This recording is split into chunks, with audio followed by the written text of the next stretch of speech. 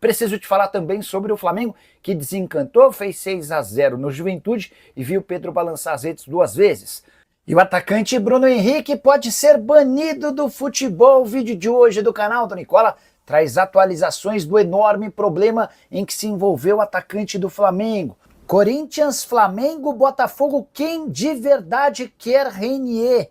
Ex-atleta do rubro-negro e que pertence ao Real Madrid. Vídeo de hoje do canal do Nicola responde a essa pergunta e fala também, tem novidades sobre o projeto do estádio do Flamengo, as últimas do mercado, bastidores, finanças e muito mais. Fala aí pessoal, sou Jorge Nicola, bem-vindos a mais um vídeo do canal, sempre bom ter vocês por aqui, sem perder tempo, só pedir para deixar like, se inscrever no canal e ativar as notificações. Bora direto pro giro de notícias para contar que na noite dessa terça-feira, o Conselho Deliberativo do Flamengo aprovou as contas de Rodolfo Landim relacionadas a 2024. Apesar do déficit de R$ 735 mil no acumulado do ano, foram aprovadas as contas com 185 votos a favor, 51 contrários. Para completar o giro de notícias, contar que Jorginho não foi relacionado para a partida do Arsenal contra o Real Madrid nessa quarta-feira pela Liga dos Campeões. Jorginho havia caído de mau jeito no último sábado em partida da Premier League e segue se recuperando das dores na região torácica.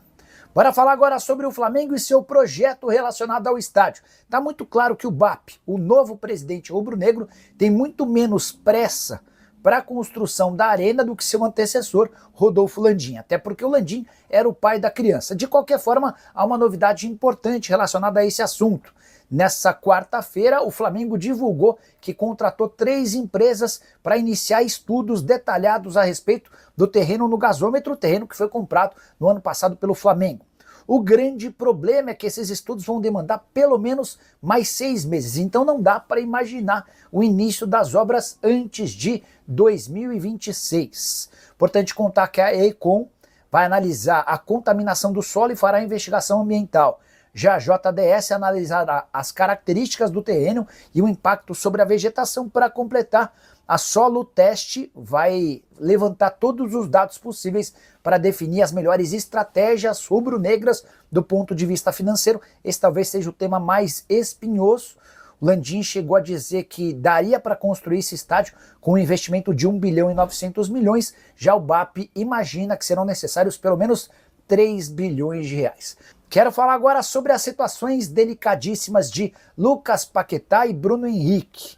E o que eles têm em comum? Ambos são milionários, donos de salários estratosféricos e correm risco de cair por mixaria.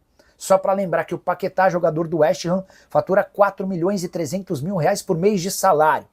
As 60 apostas atribuídas a pessoas próximas do Paquetá totalizaram 670 mil reais de lucro. Essa grana equivale a uma semana de trabalho do Paquetá. E é por causa desse dinheiro pequeno, perto da capacidade de faturamento do Paquetá, que ele pode ser banido para sempre do futebol. Essa pelo menos foi a pedida da Federação Inglesa no julgamento que já aconteceu. O veredito final será conhecido possivelmente entre os meses de junho e julho. Já Bruno Henrique, atacante do Flamengo, que acaba de ser indiciado pela Polícia Federal por suspeita de forçar um cartão amarelo no jogo contra o Santos em 2023, é dono do maior salário do elenco do Flamengo, 1 milhão e 800 mil reais.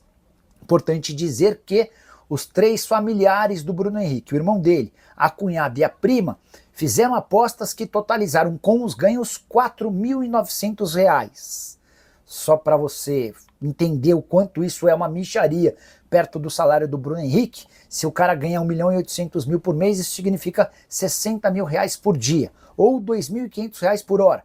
Em 2 horas do dia do Bruno Henrique, já se soma mais do que esses 4.900 reais que o irmão, a cunhada e a prima conseguiram ganhar com apostas esportivas. É bom lembrar que ainda há, sob investigação da Polícia Federal, participação de outras 7 pessoas que teriam um envolvimento nessa manipulação de resultados envolvendo o Bruno Henrique. Tanto o BH quanto o Lucas Paquetá ainda não foram condenados. Torço para que eles consigam demonstrar a sua isenção, mas a situação é bastante delicada. Bora falar agora sobre a CBF animada com a chance de contratar Carlo Ancelotti. O técnico italiano do Real Madrid é o plano A, B e C do presidente Edinaldo Rodrigues. Tanto é que o Jorge Jesus, que surge como uma segunda opção, nem sequer foi procurado pela CBF até agora. Por que há otimismo em relação à contratação do Carlo Ancelotti? Pela falta de resultados do Real Madrid, nessa quarta-feira o time espanhol foi eliminado nas quartas de final da Champions, perdendo de novo para o Arsenal.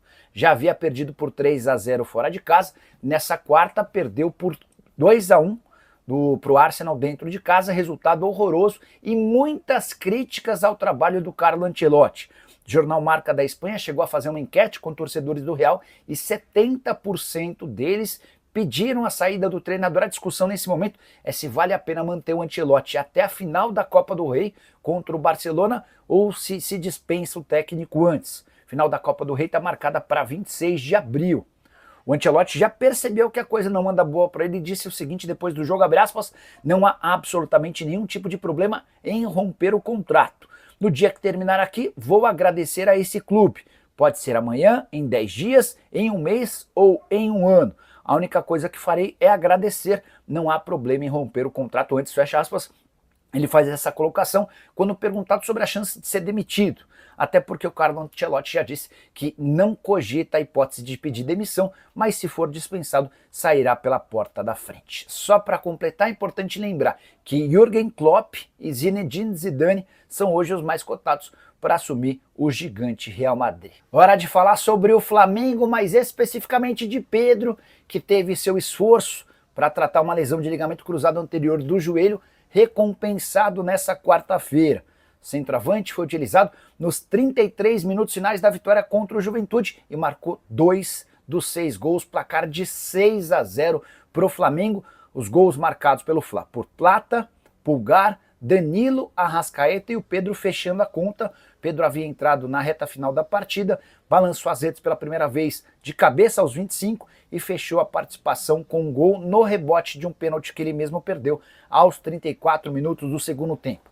Só para lembrar que o Pedro voltou de uma cirurgia no joelho depois de 7 meses, quando nesse momento o protocolo de recuperação prevê 8 a 9 meses. O Neymar precisou de 1 ano e 1 mês para voltar a jogar. E essa volta muito precoce tem muito a ver com toda a dedicação do Pedro, que seguiu absolutamente à risca os protocolos estabelecidos pelo Flamengo e contratou uma equipe de recuperação que estava ao lado dele praticamente todos os dias em sua casa. Então o Pedro fazia 3 sessões de recuperação diárias e dessa maneira conseguiu retornar antes do tempo. Com 2 gols ele havia voltado a jogar pelo Fla na derrota contra o Central Córdoba. Jogou apenas alguns minutos. Depois ficou de fora da partida contra o Grêmio e agora com 33 minutos em campo já balançou as redes 2 vezes. Pedro, que tem números extremamente interessantes antes de se machucar. Em setembro do ano passado somava 43 partidas e 30 gols na temporada passada. É de se imaginar que agora recupere esse status de goleador. Só para registrar mais uma coisa importante no Flamengo, público baixo para a vitória por 6-0 contra o Juventude e muitos protestos contra o presidente BAP.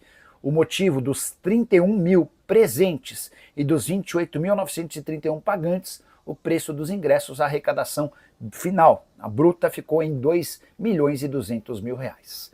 Bora falar agora sobre Renier. Você lembra dele, né? Jogador formado no Flamengo e vendido para o Real Madrid em 2019 por 30 milhões de euros. Pois bem, o nome do Renier tem sido especulado em clubes brasileiros, mais especificamente em Botafogo, Flamengo e Corinthians. E torcedores desses 3 times têm se animado com a chance de contratação de alguém que já valeu 30 milhões de euros e foi contratado pelo Real Madrid. Antes de contar quem é de fato o clube que procurou o staff do jogador, deixa eu só te atualizar sobre a passagem do Renier pelo futebol europeu, está longe de ser boa. Ele não conseguiu jogar pelo time profissional do Real Madrid, pelo contrário, passou bem distante e não se destacou nem sequer nos clubes para onde foi emprestado. E há inclusive uma queda do nível desses clubes. Primeiro ele é emprestado para o Borussia Dortmund, até deixa uma impressão razoável. Depois vai para o Girona, depois para o Frosinone e disputa a atual temporada pelo Granada, equipe da 2ª divisão espanhola. São 24 jogos, com 1 gol e 4 assistências, está longe de ser um protagonista do Granada. Nas 2 últimas partidas, inclusive, nem sequer saiu do banco de reservas. O fato de ser jovem, só 23 anos de idade, pode acabar sendo um fator positivo para o atleta cujo contrato se encerra em junho de 2026.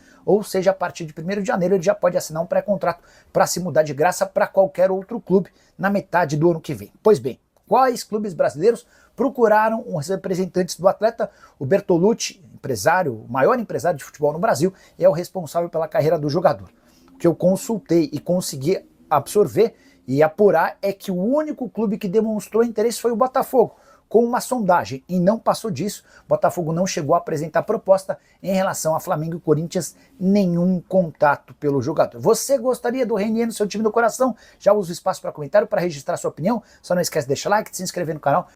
Então é isso, né, família? Ficamos aqui com o nosso giro de notícias do maior clube do Brasil. A gente tá falando realmente do Flamengo, que atropelou ontem o Juventude. Próximo jogo, sábado agora, contra o Vasquinho. E detalhe, será que foi um sinal? A gente aplicou 6 no Juventude ano passado, a gente aplicou também 6 no Vasquinho. E o Flamengo agora vai pra cima com o Vasquinho da Gama para poder aplicar mais 6 ou 12. Será que a gente vai multiplicar, vai dobrar essa quantidade de somas de gol? Então deixa aqui no comentário quanto que você acha que vai ser o placar do jogo entre Flamengo e Vasco no jogo que vai ser realizado no Maracanã. Lembrando que o mando de campo vai ser do Vasco, mas quem está sendo visitante será eles mesmos, porque quem manda no Maracanã é nós, tá ligado? Um grande abraço no coração, segue pra mais, até o próximo vídeo, vamos pra cima, vamos que vamos!